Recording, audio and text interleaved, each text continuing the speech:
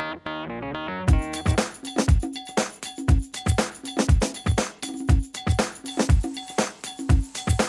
วัสดีค่ะเรียนภาษาไทย1 นาทีกับหญิง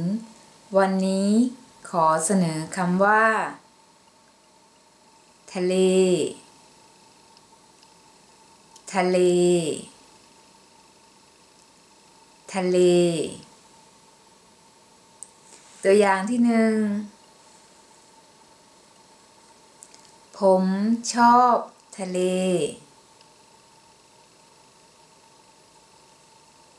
ผม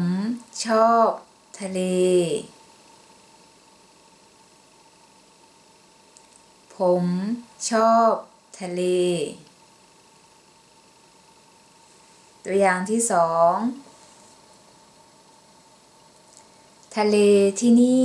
สวยมากทะเล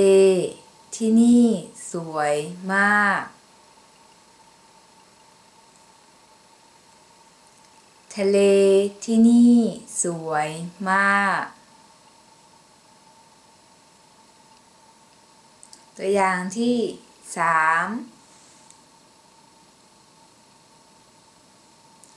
ไปเที่ยวทะเลกันไหมครับไปเที่ยวทะเลกันไหมครับ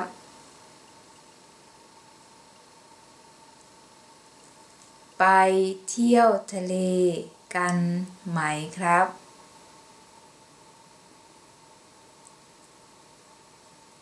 สนุกไหมคะเจอกันคลิปหน้านะคะสวัสดีค่ะ